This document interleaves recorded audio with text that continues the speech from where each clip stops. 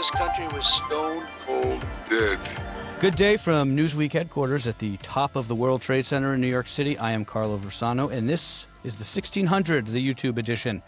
So it is often said and often remarked upon, including by myself in the newsletter, that President Trump is strong. He's very strong, right? He's a winner. What's less remarked upon lately is that Republicans in the Trump era aren't so strong. In fact, I think you could argue that they're pretty weak. They're frankly losers. You know, if you look at the elections that we just had this month, where the GOP got pretty much smoked wherever they were on the ballot, and that is a ballot that Donald Trump was notably not on. And he won't ever be on it again, regardless of his musings about staying in power for a third term. I will wager that the Trump experiment is going to end on January 20th, 2029. The question then becomes, what comes next? What comes after this Trump experiment? So to help me answer that question, I have with me today a guest I've been looking forward to talking to. He writes a great Substack that I'm a big fan of. His name is Justin Stapley. Justin is a constitutional scholar. He's based in Utah. He's a proud conservative Republican, though he is by no means a Trump supporter. Justin writes on Substack at the Conservative Underground, and we'll put a link to his newsletter in the description here. And what he writes about is this idea of, you know, how to renew the conservative movement, how to restore the Republican Party. Justin, thanks so much for joining us, man. Yeah, great to be here. Thanks for having me. So I want to get right into we'll get to Trump in a minute. I want to get into a piece that you wrote earlier this month that was titled "The Poison Pill of Chaos." I thought it was a really interesting, really thought-provoking item. We all sort of know what a poison pill is in sort of like legislation, in business. What do you mean when you say the poison pill of chaos? I mean that you may have a legitimate issue, a legitimate problem that has to be solved in the country, but if you go about solving it the wrong way, you not only fail to solve the issue, but you actually make it more difficult to solve the issue in the future. Right. So this is the idea of, you could argue that, Republicans would argue probably that immigration was a mess, was a sort of disaster under Biden. Something needed to happen. Trump comes in and he sort of goes, kind of crazy, right? With these ICE raids, sort of, sending people to countries deporting them to countries they've never been to, having these masked agents rounding people up on the streets. Is that sort of what you're talking about? Like, it's almost performative, right? Yeah. I mean, like, one thing that I talk to a lot of people right now is that a lot of the numbers we're seeing when it comes to deporting people is actually people that are being reclassified by the Trump administration, people that actually came here the way that they were asked to come here under the Biden administration. I mean, when you have people who are showing up to their court dates that are doing what they were supposed to be doing and they're getting grabbed there, like that suggests like that's one thing. It's de-incentivizing people to do the right thing. And then also it's kind of playing a game of smoke and mirrors, right? How many people who are being deported, like we don't know the specifics of some of these numbers, especially since so many are getting deported so quickly. How many of the actual criminal element, they're at the core of our problems right now. Donald Trump loves to talk about the fentanyl problem, but if we're spending all of our time going after the low-hanging fruit of like, oh, we have people that are, they're here on a student visa, we're going to cancel their student visa and send them packing and then count that as our deportation numbers. So, well, okay, so we don't have a clear sense of the actual numbers when it comes to, are we actually solving the problems that are at the root of why we have an immigration crisis? I have an immigration reporter who is constantly complaining. He's like, the administration will just not give us data. All we want to know is data. How many people are being deported? Where are they going? What are the criminal element, to the extent that there is one, behind their deportation? We can't get any of that stuff. So I think that adds to what you're saying about, like, it's just very hard to make sense of what the actual policy is without the numbers. But actually, I want to step back for a minute, because I think I did a poor job of introducing you. Tell me a little bit about your political journey. I think it's probably safe to say that we come from very different backgrounds.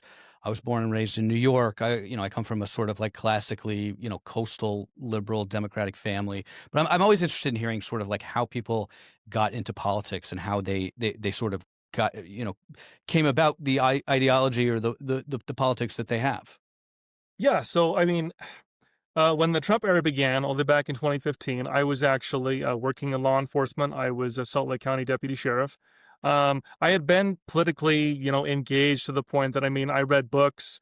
I was a big fan of books by Glenn Beck. I've been listening to various talk radio shows since I was in high school in the mid 2000s, especially Sean Hannity, Rush Limbaugh. But also, before I went to law enforcement, I studied American history briefly at Southern Utah University for a couple years.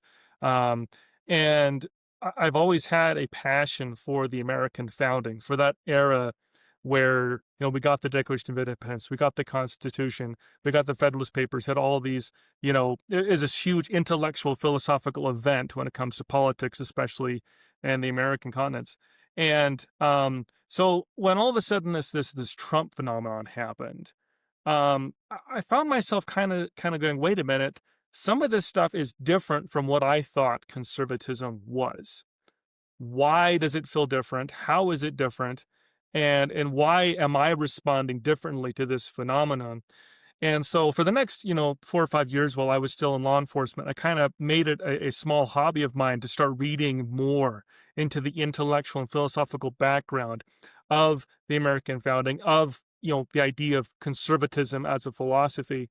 And, I discovered various intellectual giants of the conservative movement. I discovered Frank Meyer, I discovered Bill Buckley, I discovered Sol. I discovered all these individuals, and I began to realize that conservatism has very deep roots that go very, very far back. You could even argue that there's certain roots all the way back with Aristotle, with some of the ideas that are at the core of the conservative philosophy. And I began realizing that there had been a shift, maybe even a corruption going on with the direction the zeitgeist had carried the country, and then also the right side of American politics. And I began realizing that what was happening is we were in the midst of a populist phenomenon. Right. Populism had essentially overwhelmed not only the conservative movement but the Republican Party. Eventually, in 2020, I decided to leave law enforcement. I decided to go back into academics. I studied constitutionalism at Utah Valley University, graduated with my bachelor's degree a few years ago. I'm currently in a master's program.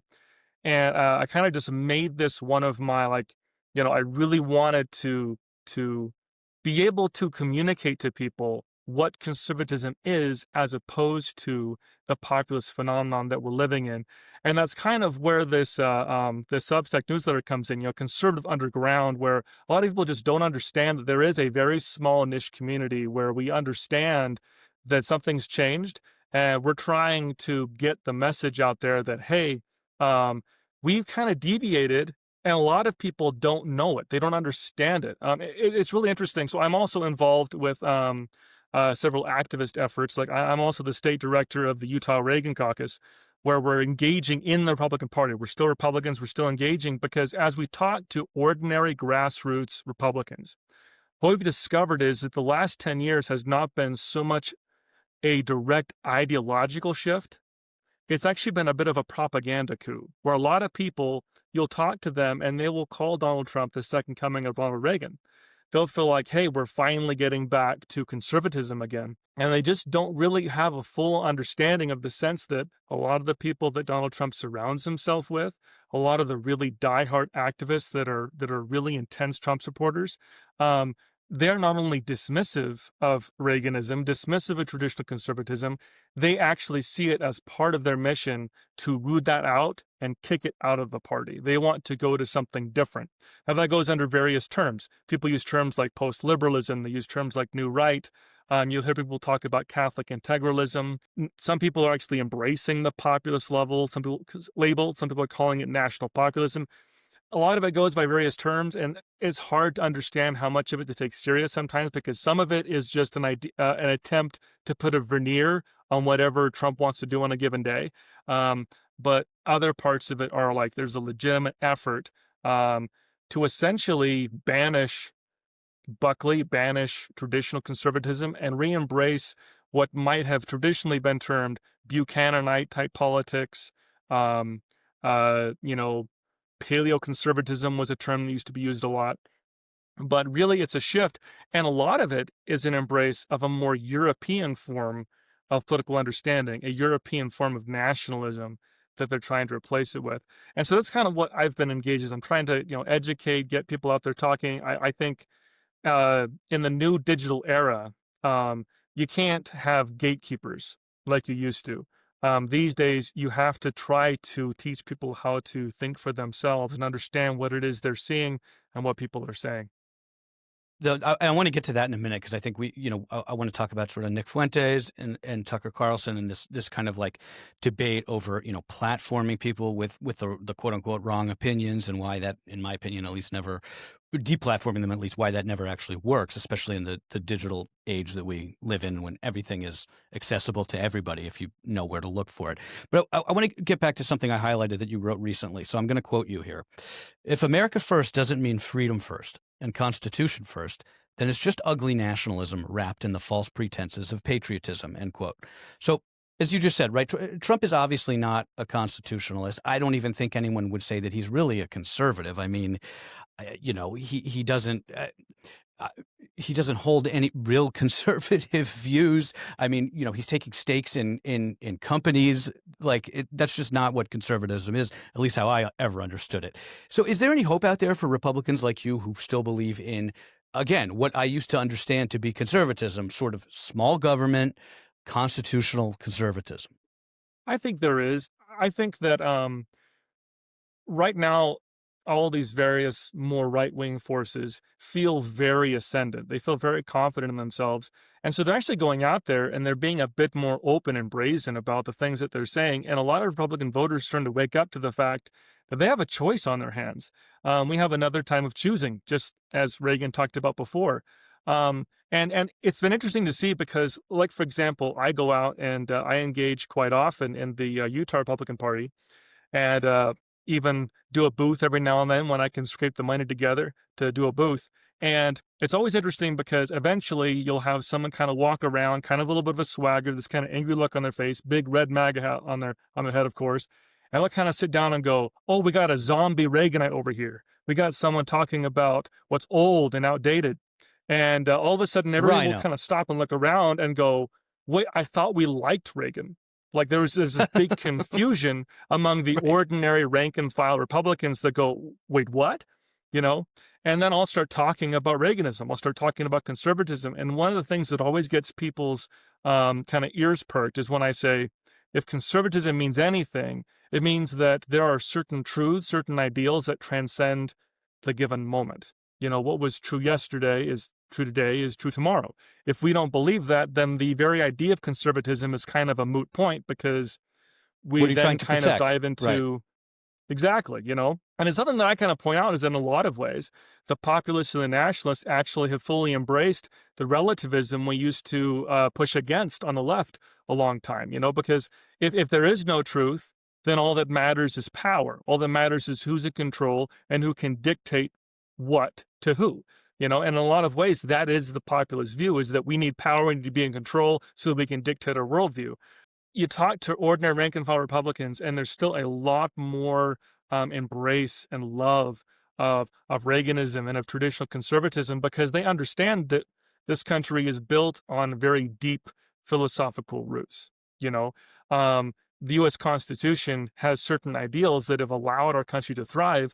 And if we're to a point where people want to abandon all of that because it's holding us back, then that's not necessarily what a lot of ordinary Republicans are actually signed up for. We've had bad presidents before, right? I mean, I'm sure James Buchanan comes to mind, right? But I mean, we've had bad presidents. I think Joe Biden was a bad president, which I guess makes me a heretic as a Democrat. But we've had presidents also who have tested the foundations of our democracy.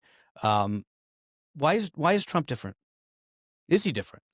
I think he's different because he comes at a point where a lot of the kind of post-Constitution seeds that have been planted over the last 100 years are coming to fruition, I would say. He's worse because we've gutted the checks and balances that long existed.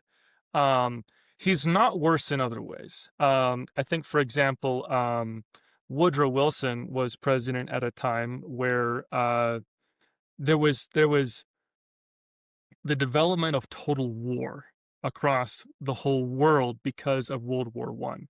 And a lot of governments experimented in different ways with applying the lessons of total war towards the domestic policies. Like, for example, Woodrow Wilson actually put in jail one of his presidential rivals, the socialist candidate that was running against him, and we are not at that point yet where President Trump is throwing people running for election against Republicans in jail for various reasons, and then So he is trying to put his political enemies in jail. Yes, he definitely is.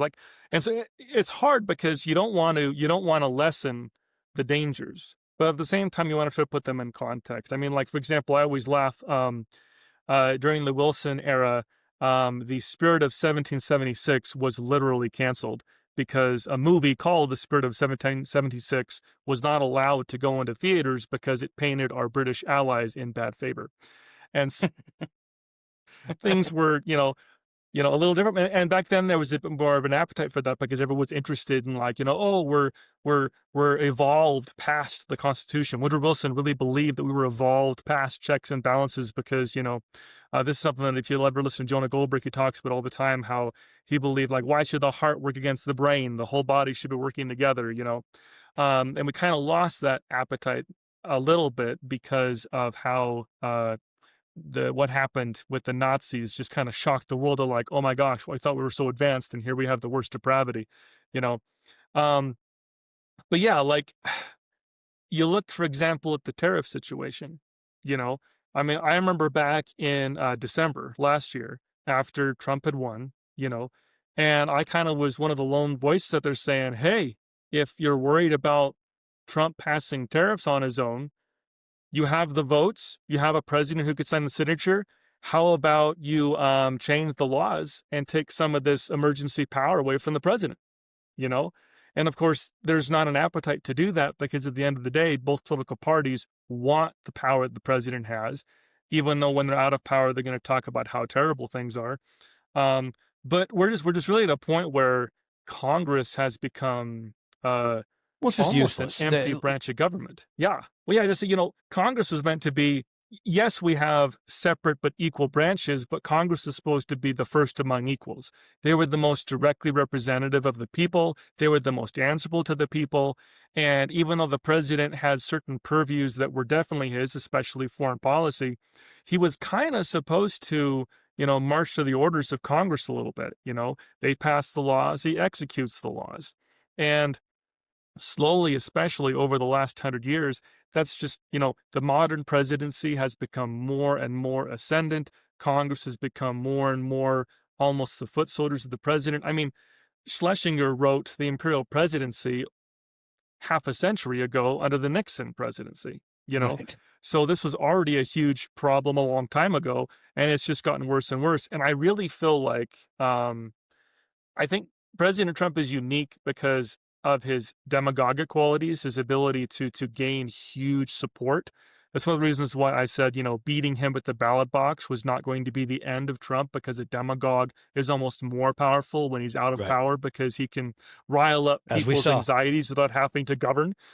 Exactly. Right. But he's really revealing to me the way that the presidency has become unmoored from the constitutional framework. And if we don't end this, like you said, things may, he may end up being a lame duck very soon.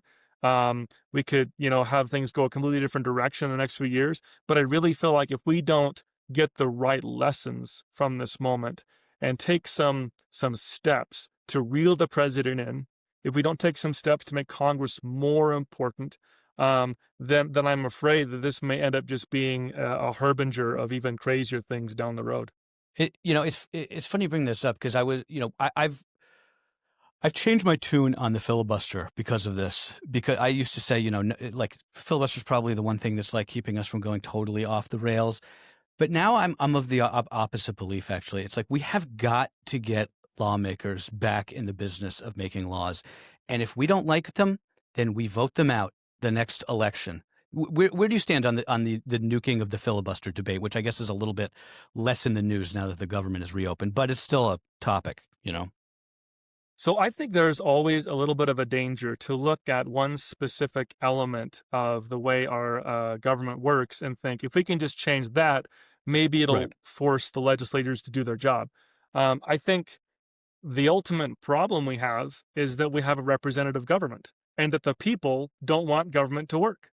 Um, just look at who in Congress is known by the people and who isn't, right?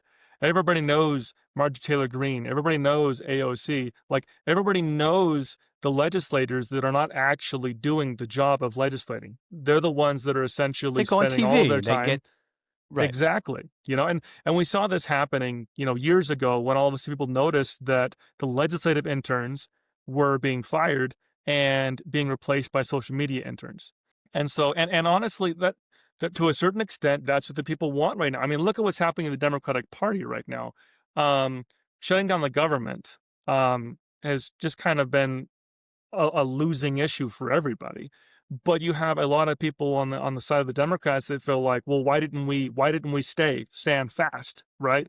We're now angry at the people that decided to go over and get the government running again instead of the people that didn't continue to engage in the drama. Um, and so at the end of the day, I really feel like there's some tweaks and changes we can make, but at the end of the day, we're not going to solve the fundamental problem of civic decay in American society if the people don't want it, don't understand it, because let's say we get rid of the filibuster. Are they going to start legislating again? Or are they going to be grandstanding on bills that don't fix any problem? Look, we go back to the immigration problem we're talking about right now, Clearly, Biden failed on immigration, and the American people gave the reins to Donald Trump to fix the immigration problem. And now all we've had for the last year is more show pony stuff than we've had actual let's fix the problem. I mean, like we haven't touched the actual problem with the legal migration system at all under President Trump, because in a lot of ways it seems he's almost kind of catered to that view out there that we want no migration, not just legal migration, no migration. And so the legal system hasn't been fixed because something that conservatives like me have not been able to fully confront at all for going on, almost half a century now, is that under our current system, a lot of the people that are coming here legally could not come at all if they didn't come illegally. And Well, this is because part of the actual yeah, system is broken. right.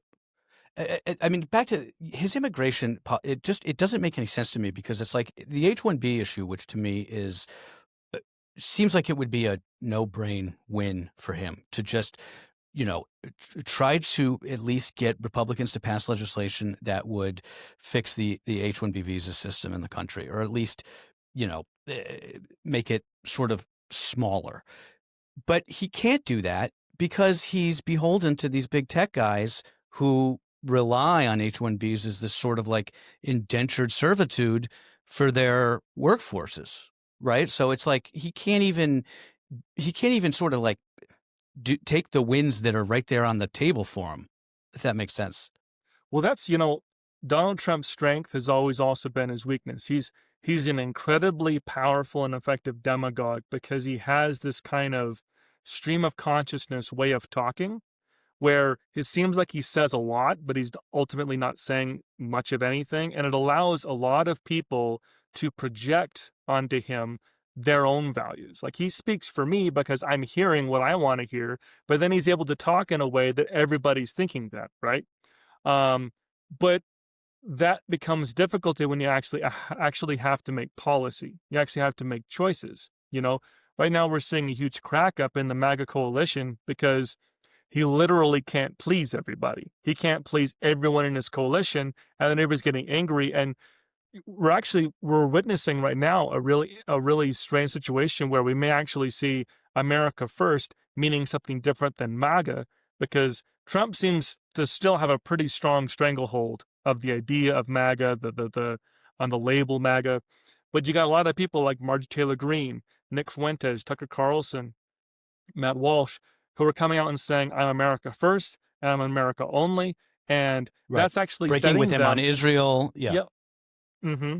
Exactly. And it's interesting because we're in a situation where Donald Trump at the same time says, no one has ever been more friendly to Israel than me. However, he has to deflect criticism away from people like Tucker Carlson because he and J.D. Vance have this sense that this part of their coalition is extremely important to them. And so they have to kind of do this weird balancing act where, yeah, they're 100% in support of Israel, but at the same time, they have to wink at the people that are saying the most classic, over-the-top, anti-Semitic tropes that have ever been said. So we're going to get to Fuentes in 2 seconds. I want to go back to this, just sort of like the electoral politics here. So there's we said this already, but there's this mirage where, by virtue of Trump being so resilient and so powerful, that the GOP controlling, I mean, they control all three branches of government. Like, by definition, it is a powerful party, but it does hide the fact that they have all of these weaknesses at the ballot, right, at the ballot box. The gains they made last November are kind of turning out to be vapor, right? We saw all of these Hispanics, all of these black voters, young men in particular, who went towards Trump, are either swinging back towards the Democrats or, in more cases, just staying home, saying, like, I'm a Trump voter, I'm not necessarily Republican. I mean, this stat is crazy, right? In 2016, Republicans controlled 31 governorships, 68 legislative chambers. As of January, they will control 26 governorships and 57 legislative chambers. That does not strike me as the work of a popular party that is, building on the momentum that Donald Trump started. When he's not on the ballot to drag them over the finish line, this party does not perform particularly well, which leads me to my question, which is, what happens when he's not on the ballot? Yeah, that's going to be the big question. I really feel like the Republican Party, they have to figure out what their identity is. Because right now, a lot of people think that we have this identity that, we've recreated ourselves into a blue-collar populist party that now has access to a bigger coalition than the Republican Party has ever had before. But as you point out, that coalition doesn't actually play out. It doesn't show up in the polls when Trump isn't on the ballot. And even when he was on the ballot, I feel like we have overestimated his strength incredibly over the course of the Trump era. I mean, we have an individual who has ran in 3 consecutive presidential elections, who has never gotten over 50%, who seems to have a 47% ceiling unless he's running against either a candidate that's virtually not there mentally, or a candidate that didn't actually go to a democratic selection process. I think the thing that we're going to talk a lot about as we move on into this being a piece of history in the Trump era is how there was such a perfect storm of factors that allowed Trump to show up and do what he did. I mean, go back to 2016. I mean, there was a lot of candidates in the Republican field. It was a huge field, and it was a field that seemed to refuse to consolidate. I mean, if you look at the 2016 numbers, more Republicans voted against Trump than voted for him in the Republican primaries. It's just that those votes were spread out between Ted Cruz, Marco Rubio, Jeb Bush at the beginning. No one could coalesce as a non-Trump candidate. And so he ended up winning, And then, if they didn't see him as a threat until it was too late. Exactly. And then if he hadn't been running against Hillary Clinton, who was essentially one of the most unpopular Democrats in the minds of a lot of Americans, I mean, and he barely beat her. I mean, a handful of votes in 3 states go a different direction, and he loses to Hillary Clinton. And then you could say the same thing about Kamala Harris. Sure, Trump's, he gained maybe 2 percentage points in the popular vote after how, just not good 4 years under President Biden was. And once again, like the votes are spread out just the right way to where his electoral college victory was pretty dominant. But once again, a few votes change here and there, and it really just belies the fact that in our current era of politics, we have presidents winning with very small margins of victory. And yet they are claiming sweeping mandates that would make other presidents blush. Yeah. Mm-hmm. No, that's a great point. I mean, like President Biden's mandate was, don't be crazy, return to normal. Get us back to normal. And then get this pandemic over with. Right. Exactly. And then all of a sudden he had this idea that he could be a Lyndon B. Johnson, which, if you know about the kind of legislative margins that LBJ had to work with. Even the idea that he could be an LBJ just seems silly in hindsight.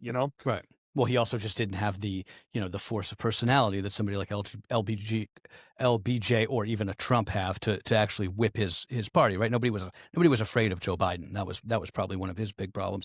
Talk to me about JD Vance for a minute, right? So Vance is out there. He's in I've said this before. He's got a tough job, right? He has to sort of thread this needle of being a Trump supplicant, not coming out, not stepping on Trump's feet, not having any daylight between the two of them, because he knows, as we all do, that the minute you do that, you're dead in the water to Trump, right? So he can't do that, but he also has to sort of pave his own way if he wants to win the nomination in 2028.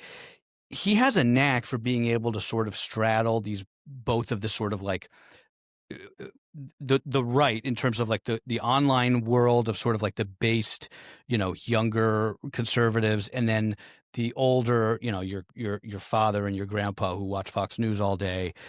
He can speak to both of those coalitions, I think, in a way that I don't see anybody else out there who really can.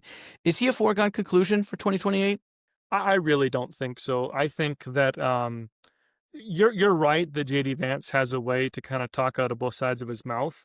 But at the same time, he doesn't have the ability to talk like Donald Trump and sound forceful and intense and energetic while speaking to virtually everybody.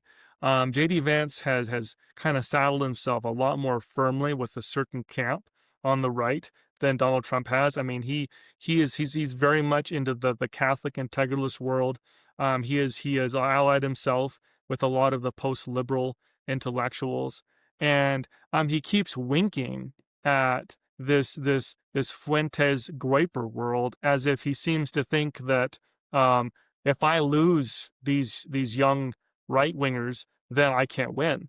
And we're seeing, I mean, we're still 3 years away from the election, and we're already seeing problems where you got Nick Fuentes out there attacking his wife, and JD Vance is like a shrinking weed in the sun when it comes to standing up. He can't defend his own wife. Yeah. Fuentes attacks her for being Indian American and for being Hindu, and Vance is out there not just saying, "Hey, you little twerp, that's my wife, shut up," right? Like, seems like that to me, I think, will hurt him in ways that he might not know, because I think at least most men, and I think probably most women too, would just be like, if you can't stand up for your spouse, like, you don't have the juice to be, a Trump-like figure. But so back to Fuentes, because as we've been sort of like teasing about, right? One of the big cleaves within the Republicans right now is this debate over where somebody like Nick Fuentes fits in, if he fits in at all, right? So Tucker Carlson hosted this guy. Fuentes, by the way, if you don't know him, he's a white nationalist. He's like he's got like some pretty repellent views. He's like a troll, I guess, would be the best way to characterize him. But he has a huge audience, right? He's extremely influential among young people. Fuentes, to me, as a figure, is less interesting than what he actually represents, which is this sort of like nihilistic, overtly racist, misogynistic thread that animates the young people on the right, especially men. So what do you do about a guy like him?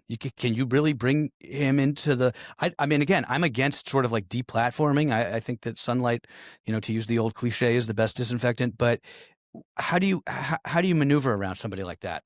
Well, I think first off, you got to call it for what it is. Part of Fuentes's and his group, the Guipers, part of their shtick is that they like to say things that are edgy, and then when people respond to the edginess of it, they think, oh, they're not in on the joke. But then they slowly push that Overton window, and like all of a sudden the meme becomes the mode of what they're actually about. All of a sudden they're all over the place online right now saying we have to get rid of women's vote, or we're not going to save the country, or this needs to be a Christian nationalist country, or we're going to lose the country. And the real fact of the matter is that for however much I feel like the left has overused the term fascist, here we have individuals that are actually being fascist. They're behaving in fascist ways. They're talking about fascist ideology. and they feel so ascendant that they actually feel like they can attack Donald Trump without political consequences. They're one of the first groups to be able to do that. And this is kind of just a quick aside back when we were talking about before. I think this demonstrates once again why J.D. Vance does not have the talent Trump does, and I really have a hard time believing that he's actually going to put this all together. Donald Trump has the talent in this kind of situation to defend his wife forcefully, incredibly forcefully, almost crassly, while also inviting in those individuals into the coalition. That's the demagogic ability that Trump has to be able to do stuff like that. And J.D. Vance does not have that. He doesn't have the knack for it, as we've seen. He feels like he has to go, well, sure, da da da, instead of defending his wife. And I just feel like in 2028, we're either going to get something much worse, something that actually fully embraces some of the stuff. We're going to get like Tucker Carlson or someone adjacent to that, or the Republican voters are going to revert to form, and we're going to see a return of a more Reaganite type individual. I have a really hard time believing that the person who just tries to coast down the middle and tries to inherit the Trump coalition as it currently exists, I don't really feel like that's likely to happen. But 3 years is a long time. This year has felt this year alone has felt like a lifetime. Yeah, so we'll see what happens in 3 years. But yeah, I mean, you're right. I mean, I think cancel culture, I think wokeness, I think that's played a huge factor into the rise of all of this. For especially young right-wingers, especially young Republicans coming up in college and filling these staff positions and stuff like that, they have come of an age politically where strength is demonstrated by being crass, by being in your face, by attention, by and just being out there, saying things, right? Exactly, right? It almost doesn't even matter what it is. Yeah. Well, one of the things that people admire the most about Donald Trump from these groups is that he demonstrated that you could say things that were considered completely unacceptable and then still survive, right? He kind of destroyed the political calculation that way. Go all the way back to the beginning when the first realization that something different was happening is when he attacked John McCain as a POW and didn't suffer politically for it. That was kind of a wake-up call. To me, it was actually before that. That was astounding. But I think the thing that happened right before that was even more amazing, which is when he was on the debate stage with Jeb Bush, and he looked at Jeb Bush and he said something along the lines of, your brother got us into Iraq. That was a disaster. Obviously, the war in Iraq was a big, fat mistake, all right? Now, you can take it any way you want, and it took Jeb Bush, if you remember at the beginning of his announcement, when he announced for president, took him 5 days. He went back. It was a mistake. It wasn't a mistake. Took him 5 days before his people told him what to say, and he ultimately said it was a mistake. The war in Iraq, we spent $2 trillion, thousands of lives. We don't even have it. Iran is taking over Iraq with the second largest oil reserves in the world. Obviously, it was a mistake. So George Bush made a mistake. We can make mistakes, but that one was a beauty. We should have never been in Iraq. We have destabilized the Middle East. When you watch that video, which I recently did on YouTube, it's like nobody on the stage and nobody in the audience knows what to think of it, because that was such a sacred cow. You couldn't go against Bush at that point, right? You couldn't, even though everybody sort of knew that the war in Iraq was a disaster, you couldn't really say it. And the fact that the person to come out to say it to George Bush's brother's face and then suffer no repercussions from that, from the party, that was astounding, right? Well, I would say that attacking veterans would be even more. That also, yes. And that's so to me, right. like that was like, because I mean, if you listen to talk radio and different things, I mean, a lot of even conservatives kind of turned on the Iraq war going all the way back to like 2008, 2009. But yeah, both are demonstrations that something different was definitely happening. Right. And I feel like what we're seeing now is kind of the inevitable next step. Once the message you send to people is that instead of character is destiny, it's that you are rewarded for pushing those boundaries, then the movement becomes about pushing boundaries. And then as you push the boundaries, you bring ideas into the lexicon and acceptable, now all of a sudden we're talking about, Winston Churchill was the bad guy, and Hitler Right. was actually great. Like all these crazy things are going to be talked about, but it's going to be talked about by a lot of people. Um, and so, yeah, cancel culture and wokeness. Obviously, that's not the solution. But the solution, I think, is like it's just being truth. You return bad speech with good speech. And I think that's the other calculation that's led to all this is that there's been too many people that aren't willing to pay the political price to speak their mind and speak truth. I would say like the vast majority of Republican members of Congress right now are traditional Reaganites, traditional conservatives, and they're either trying to weather the storm or they're trying to ride the tiger. And they know what is right, they know what is wrong, and they've been convinced through political convenience that they're not going to suffer long-term consequences, that this is all going to fade and then they'll still be in place. Um, and I'm not saying there shouldn't be a place for political prudence. I think some people go too far the other direction. I mean, like, for example, I don't think Liz Cheney navigated the situation in a way that allowed her to actually be effective either. I think she went too far. She lit her hair on fire too much, and she allowed herself to become a warning for other Republicans as opposed to a leader of how This to is what navigate the happens when you moment. step out of line. Yeah, right. Exactly. By the way, And so there's speaking, there's definitely a place for prudence. You have to, keep your powder dry sometimes. But there comes a moment where, like, when a Hitler lover is welcomed open arms by Tucker Carlson, who has immediate access to the White House, it's the time to speak up. It's the time to say things, because I think a lot of your ordinary bread and butter Republicans today, they hear like the headlines, oh, this Nick Fuentes guy, oh my gosh, fascists.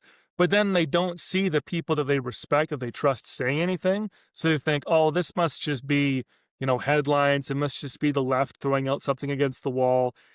This is just something that happens online. It's not actually happening. And they don't realize that, no, they're actual staff members in Congress. A lot of think tanks are being filled with these individuals. There's been a quiet kind of surge of actual committed groypers into the mainstream of the Republican Party and the movement. yeah, well, that's a discussion for probably another day. I did want to mention, because you just made me think of it. There was the Babylon Bee, which I don't find particularly funny, but they had an amazing headline this week, which was Tucker Carlson goes back in time to kill baby Churchill. Which I thought was the perfect distillation of what we're talking about. Okay, Justin, before I let you go, let me just ask you this. Is there anything Trump has done that you sort of support in the aggregate, right? I mean, his tax policy is sort of kind of run-of-the-mill conservative, maybe. Border security, I mean, I think you could probably argue that he certainly did what he said he was going to do in sealing the southern border. There are a lot of things that I am perfectly happy to give Donald Trump credit for. I feel like the first term definitely is easier to find stuff like that than the second term. But yeah, when he has issues that he doesn't care a whole lot about, he tends to be open to what other people have to say. And there's been things he's done where, I mean, federalism has had some good victories in the Trump era. There's a lot of stuff where, I mean, like education and other things that he's very interested in. Like, let's push a bit more power back to the states, and stop having the federal government dictating everything. We especially saw that. I mean, during COVID, he gave governors very much free rein to kind of each try their own things in their own different states. And I think that's part of what allowed us to dial in on what worked and what didn't work, because we didn't have a one size fits all Right. attempt at a solution that, That's an we interesting chose point. wrong. Yeah. Now we're in trouble. Deregulation also is something. I mean, he was more focused on deregulation in the first term, but that's still something that is happening.